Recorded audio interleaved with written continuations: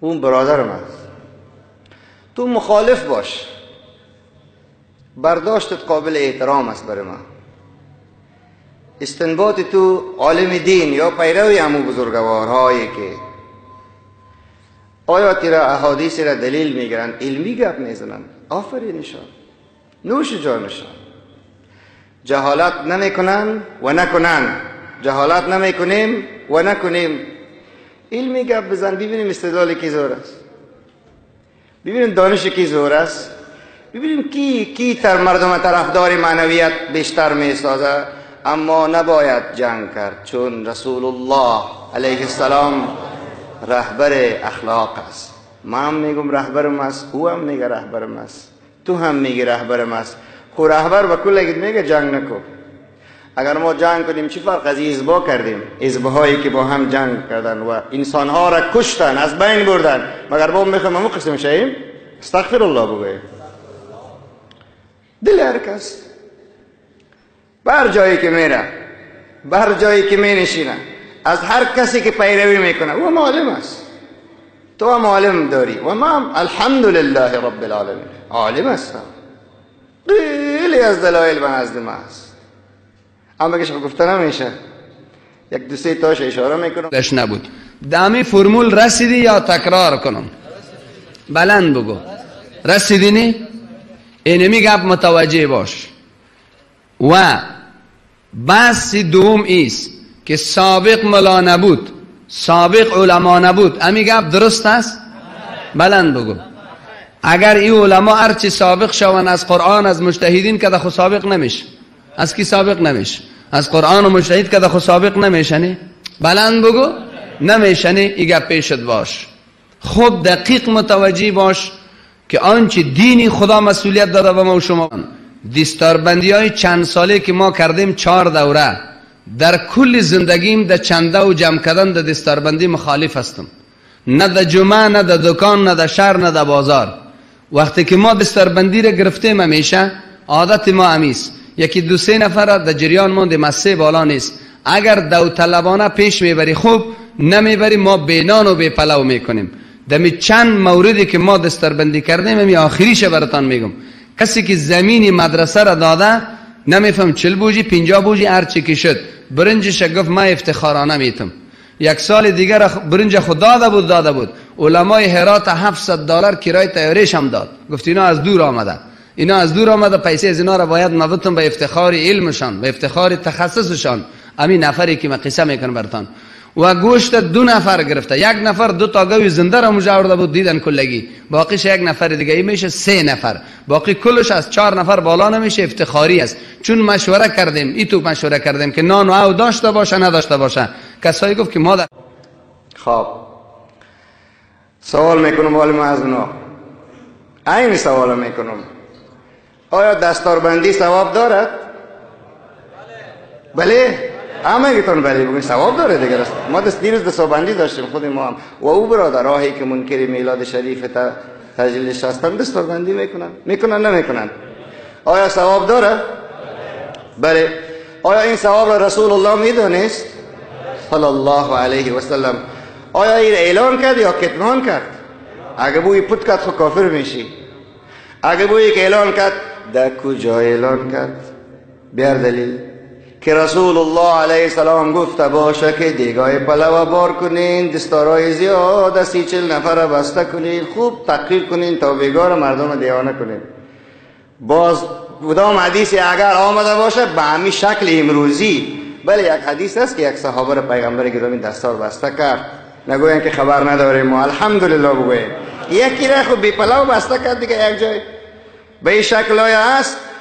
اگر تو جواب گفتی ما هم جواب میگم، ما خود جواب دارم ولی به کار خود. السنن کتاب 21 جلد از افادات طحانوی، اشرف علی طحانوی رحمت الله علیه، جلد 16 8205 8205 اونجا قیام میلادی را رد کرده. باز حواله را درست بگی چی را؟ استادن در میلادی را رد کرده. مفتی کفایت الله کجایی است؟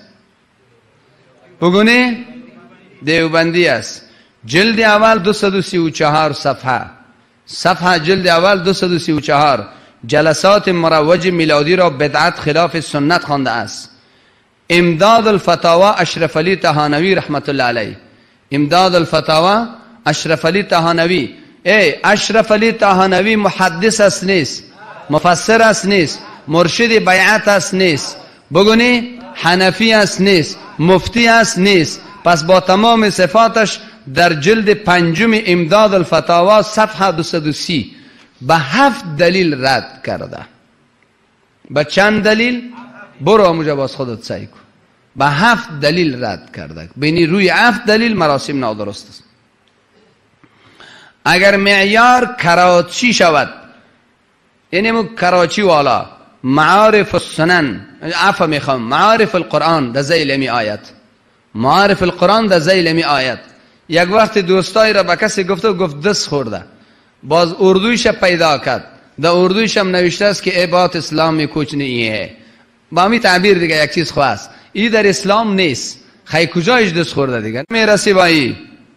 اگر زایدان شود شمشیر بران مولانا عمر سربازی، شمشیر بران بهترین کتاب ضد خرافات، عجیب رد کرده، واقعا رد کرده، یک بسیار زیبا رد کرده. میفهمین فارسی را یا نه؟ میاییم میلادی که بعضی از علمای مبارک مثل مفتی صاحب کفایت الله، مثل اشرف علی صاحب طحانوی و بعضی از بزرگواران مثل مولانا عمر سربازی که متصوف هم است، بدعت گفته مجلس میلاد علیه السلام. کدام مجلس بدعت گفته؟ مجلسی که در هندوستان برگزار میشد، دختر و بچه یک جای رقص میکنن، رسول الله رسول الله. شما بگوین گناه است ثواب؟ اما ایتان بگوین چی است؟ گناه است دیگه برادر.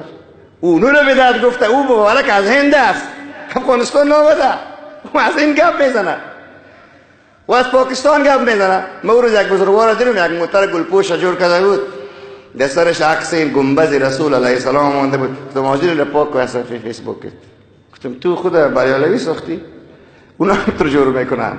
قطار سرکای زیاده رو بند میندازن. یک کسی عامله دار است، یک کسی مریض است در پاکستان.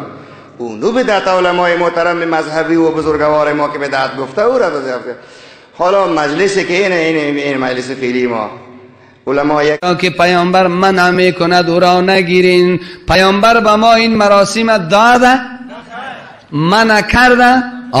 کل بدعت ضلال. رسول الله علیه السلام در کجا بدعت؟ خود شما میگن و ما هم کل بدعت ضلاله. نگفت کل الدین و فی الدین، گفت کلو. منطق خواندین؟ سوره موجبه کلیه است. کل بدعت ضلاله و کل ضلاله فی النار. خوی رخ بهم میخوانی، خب من پس برای خودت بزرگوار میخوانم. وقتی که کل شد پس للدینم بدعت شد، فی الدینم بدعت شد، لغوی هم بدعت شد، شرعی هم بدعت شد، حسنه هم بدعت شد، سیئه هم بدعت شد. اینی رو میگن علم. چی میگن؟ از من نیست. ما را بکی حواله میدهد؟ اجماع و قیاس. بگو که مراسم میلادی که داریم به قرآن ثابت است، به حدیث ثابت است، به اجماع صحابه و تابعین است، به قیاس امام بزرگ است. خیلی بعد از اون 5 دلیل ما نداریم دیگه یا دارین؟ قبول دارم. من احدث فی امرنا هذا ما لیس منه فهو رد. پیامبر فرمود صلی الله علیه و سلم هر کسی در دین ما از خود بکش، از دین نباش، در اون نیت ثواب کنه، پیش پیامبر مردود است یا نه؟ بلند بگو. پیامبر دوم در یک مورد گفت، اینجا بگی من احدث، عمق بگی. دومش بگی علیکم بسنتی. ببینید و در حدیث بخاری شریف چی میگه؟ من احدث فی امرنا هذا ما لیس منه فهو رد. طالب العلم متوجه باشید، نمیگه که هر چیزی که نو پیداست بد است، میگه که ما لیس منه، او چیزی که از دین نیست و بد است. یک گناه نو. کدام ثوابی که مثلا تبلیغ به یک شکل امروزی در رسانه ها، در رادیوها، ذکر کردن، قرآن خواندن، مسابقات قرآنی. یک جای رفته بودم پروان، مرا میمان کرده بودن، مجلس میلاد پیغمبر علیه السلام، 10,000 نفر جمع بود بگوین الله اکبر. یک مولای صاحب خیز گفت که این مجلس میلاد نگوین که بدعت است، مجلس سیرت بگوین. مجلس سیرت باز در گوش گفت و سیرت اثبات کو. اولا هوی فکرم نیست. گفتم فکر بگی حضرت ده ملا صاحب خو حالی که تو مجلس سیرت نام ماندی را اثبات کو. خیر کل بدعت که شد خو سیرت هم بدعت شد. خیر مجلسش دیگه خیر بیاد تقسیمی که تو تقسیم میکنی لغوی شرعی از منی بیچاره را که قبول نکردی بزرگوار من، حال معصر را چگونه قبول کنم که قبول نکنم. بگوین الله اکبر. تماما برنامه های معنوی خوبی که هر کس بگیره من نگیرم او را قبول دارم. شاه عبدالله قدیلوی صاحب میگه هر بدعت حسنه ملحق به سنت مؤکده هست. حال فهمیدین؟ اصل موضوع را شروع نکردیم که وقت ما میلاد نور بر ظلمت جوابم نگفتیم منو سوال ها. تنها سوال پس برای خود بزرگواران مطرح کردیم که شما که اینی کاره میکنین و این کارها در زمان محمد علیه السلام نبود، همان گونه که مجالس میلاد ما هم در زمان پیغمبر علیه السلام نبود. از ما که بدعت شد از شما چیست؟ اگر شما میگین که از ما بدعت نیست پس ما قصه خشوع و عروس براتون میکنیم. یک بامو دو هوا. از شما سنتی که سنت نیست، سنت از ما بدعت حسنه، ما بدعت سیئه. بگوین استغفر الله ربی من کل ذنب. یک مستحب مبارک ما میکنم تو نکن، تو نکن من میکنم. تو مرا بد نگو من تو رو بد نمیگم. اگر تو مرا بدم بگویی من تو رو بد نسفیری. ما علما یکی دو ما دیروز محفل داشت ماشاءالله. ما خو قبل میزبان بودم سخنرانی نکردم. علمای محترم از بدخشان، از کابل، از شهر مزار شریف واقعا بهترین سخنانی را بسیار زیبا که همه اشکهای عاشقانه میریختن در مجلس میلاد محمد مصطفی صلی الله علیه و سلم. دیگه نبود یگان بزرگوار میگفتم کجای همین مجلس شما بدعت میگین و گناه میگین؟ اشکش، تبلیغش، قرآن خواندنش، ذکر کردنش، عشق امت را ابراز کردن در حق محمد علیه السلامش را با این دلیلی که داریم و هنوز دلایل خود ختم نکردیم، باز هم من حیث یک طالب علم دین هر کسی که علمی گپ بزنه و مجلس میلاد علیه السلام نگیره از خودشان رد کرده یا در جهان رد کرده. مفتی شفیع، محدث مفسر، مرشد بیعت، حنفی واقعی به لفظ و معنا، شخصیت برجسته عالم، پسر ارشدش مفتی تقی عثمانی در خطبه های اصلاحی این بدعات و خرافات را یکسره رد کرده. پس این ملت ها مذهبی یا بی مذهب؟ معیار اگر دیوبند و کراچی از خو اینمی هست دوست علیه و آله و صحبه و سلم. پس سوالی که فرمول وضع کردن تکرار میکنیم. آیا مجلس پیغمبر علیه السلام، مجلس مولودی را پیغمبر علیه السلام ثوابش میفهمید؟ بله. آیا ثواب داره؟ بله. خب رسول الله را اعلان کرد یا نکرد؟ اعلان کرد. اگر اعلان کرد کو دلیل؟ دلایلش را بیشتر خواندیم. اعلان رسول الله دو قسمش بگوین صلی الله علیه و سلم: صریحی، اشاری. صریحی، اشاری. این ما براتون نقل میتونم، میاد میتونم برای برادر که ندارن. صراحت نگفته، به اشاره گفته که ما رآه المسلمون حسنا. این اشاره کرد، عمومی گفته. اگر ما قید کنیم بگویم که نه، هر چیزی که نو پیداست بدعت است. حضرت عمر فاروق بگوین رضی الله عنه گفت ای ابو بکر صدیق رضی الله عنه، همین قرآن شریف جمع نکنیم؟ قرآن شریف توته بود، امیر یک جای جمع نکنیم؟ ابو بکر صدیق صاحب گفت این بدعت است. چطور قرآن شریف جمع میکنی؟ چندین نوبت گفت او ابو بکر صاحب بدعت است، پیغمبر علیه السلام نکرده، ولی این به این گپ اول نیاز است، ضرورت است، اجازه بدید که جمع کنیم. ابو بکر صدیق گفت اجازه داد، بگوین الله اکبر. نقطه گذاری قرآن بدعت است. نقطه نمیباز چه قسم قرآن میخوندیم امروز؟ تو خب بدعت لدین فی الدین جور میکنی، اما لدین فی الدین از کدام حدیث میکشی؟ خیر گوی بدعت که شد، خب لدین فی الدین هم ده حدیث نیست. خیر دیگه تا کدام حدیث گفت پیغمبر خدا لدین صحیح است فی الدین صحیح نیست؟ نه بزرگوار من نگفته اینطور. پس نقطه گذاری قرآن در زمان میفهمین کی شده؟ حجاج ابن یوسف ظالم. یک ظالمی تو خدمت کرده که امید که به خدمتش خیلی گناه از مورد بخشش قرار داده شود. ظلمش به حدی است که من نمیتونم بیان بکنم. ولی در زمان خدمت از اویی است قرآن شریف در وقتش نقطه گذاری شده. این بود جواب برادران عزیزی که می گفتن مجلس میلاد علیه السلام ثواب است یا نیست؟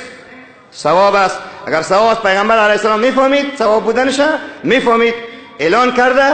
اگر بوی نکرده خوب پت کرده خوب گناهگار اسلام میبرایی. اگر پت نکرده در کجا گفته؟ هیچ جای نگفته صریحی، اما اشاری در چندین جای چیز است. کل بدعت ضلاله. او برای اونا میگیم که هر بدعت ضلالت است. مولا قاری صاحب میگه که مخصوص البعض است، یعنی هر بدعت گمراهی نیست، بدعت بد گمراهی است. آیا مولا قاری از پیش خود میگه؟ نه خیر.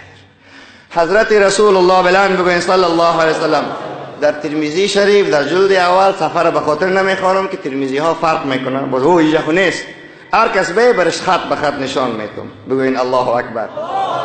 حضرت رسول الله علیه السلام در ترمذی شریف میفرمایند کسی که بدعت میکنه بدعتن ضلالتن.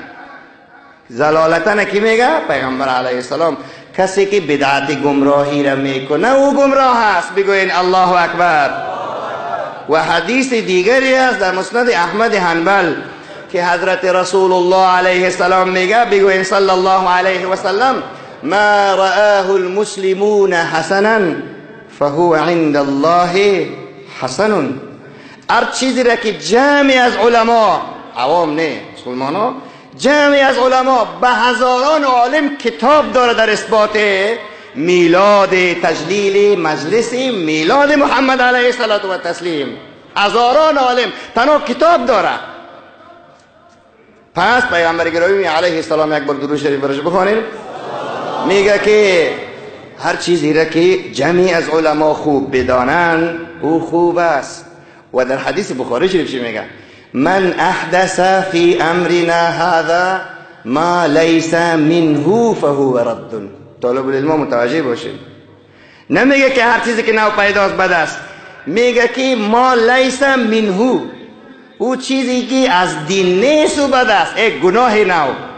کدام ثوابی که مثلا تبلیغ به یک شکل امروزی در رسانه ها، در رادیوها، ذکر کردن، قرآن خواندن، مسابقات قرآنی. یک جای رفته بودم شمپروان، مرا میمان کرده بودن مجلس میلاد پیغمبر علیه السلام، 10,000 نفر جمع بود. بگوین الله اکبر.